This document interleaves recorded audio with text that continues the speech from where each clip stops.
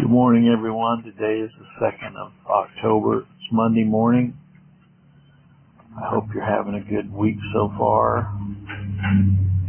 Mark is continuing to read in the Doctrine of Election, Chapter 11. He's ready for Part 4.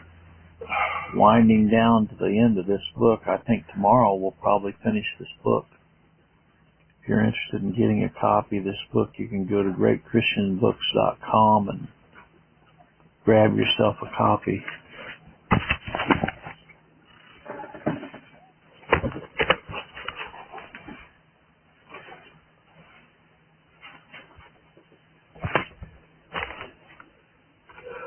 The Doctrine of Election, Chapter 11, Part 4.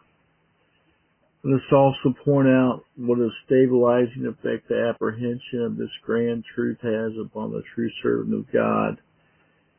How much there is to dishearten him, the fewness of those who attend his ministry, the opposition made to those portions of the truth which most exalt God and abase man, scarcity of any visible fruits attending his labors, a charge referred by some of his officers or closest friends, that if he continues along such lines, he will have no one at all left to preach the whisperings of Satan that God himself is preying on such efforts, that he is a rank failure and had better quit. These and other considerations have a powerful tendency to fill him with dismay or tempt him to trim his sails and float along the tide of popular sentiment. We know whereof we write, for we have personally trod this thorny path. But God has graciously provided an antidote for Satan's poison, an effectual cordial to revive the drooping spirits of his sorely tried servants. What is this? The knowledge that their master has not sent them forth to draw a bow to venture, rather to be instruments in his hands accomplishing his eternal decree, though he has commissioned them to preach the gospel and all who attend their ministry, yet he has also made it plain in his word that it is not his purpose at all, or even that many should be saved thereby. He has made it known that his flock is Greek, a very little one, Luke 12:32, that there is only a remnant according to the election of grace, Romans 11:5, that the many would be found on the broad road that would lead to destruction, and only a few would walk that narrow way that leadeth unto life. It is for the calling out from the world of this chosen remnant, and for the feeding and establishing of them that God chiefly employs his servants. There's a due apprehension and personal belief of this which tranquilizes, stabilizes the minister's heart as nothing else will. As he rests upon the sovereignty of God, the efficacy of his decrees, the absolute certainty that God's counsel shall be fully realized, then he is assured that whatever God has sent him forth to do must be accomplished, and neither man nor devil can prevent it. Appalled by the ruin all around him, humiliated by his own sad failures, yet he perceives that the outworking of the divine plan is infallibly ensured. Those whom the Father ordained will believe, Acts 13:48. Those whom the Son died must be saved, John 10:16. Those whom the Spirit quickens shall be effectually preserved, Philippians 1:6. When the minister receives a message to deliver in the name of his master, he may rest with unshaken confidence on the promise, so shall my word be that goeth out of my mouth, it shall not return unto me void, but it not may shall accomplish it which I please, shall prosper in the things whereunto I sent it, Isaiah 5:11. It may not accomplish what the preacher wishes, nor prosper to the extent which the saints desire, but no power on earth or in hell can prevent the fulfillment of God's will.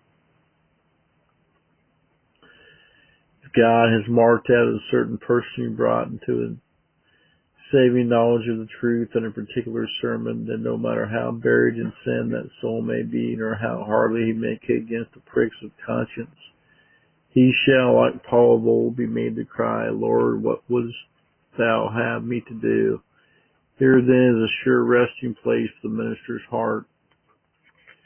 This was where Christ found consolation, for when the nation at large despised and rejected him, he consoled himself the fact that all the Father gives me shall come to me. John 63:7. The value of this doctrine appears again in that it provides real encouragement to praying souls. Nothing so promotes the spirit of holy boldness.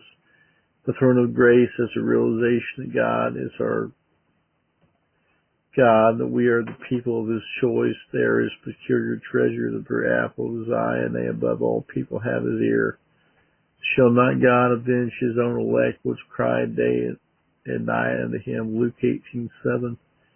Luke 18:7. Surely he shall do so, for they are the only ones.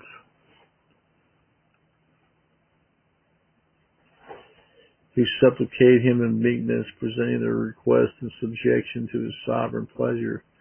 Oh, my readers, when we are on our knees, how this fact that God sent his heart upon us from everlasting must inspire fervency and faith. Since God chose to love us, can he refuse to hear us and let us take courage from our predestination and make more earnest supplication? But know that the Lord hath set apart him that is godly for himself. The Lord will hear when I call unto him. Psalms 4:3.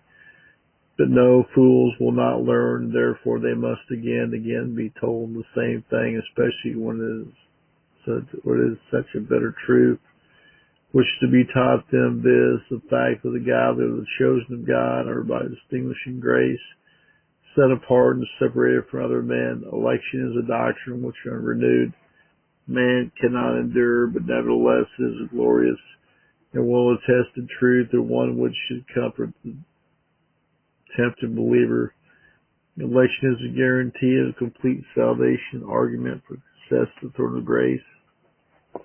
He who chose us for himself will surely hear our prayers. The Lord's elect shall not be condemned, nor hear their cry nor Lord elect shall not be condemned, nor shall their cry be unheard. David was king by divine decree, and we are the Lord's people in the same manner. Let us tell our enemies to their faces they might fight against God and destiny when they strive to overthrow our souls. C.H. Version.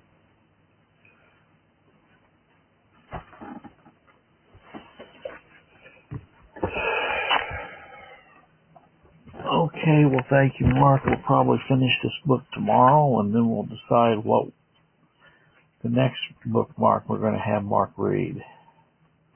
I haven't decided yet. We'll figure it out. Have a good day.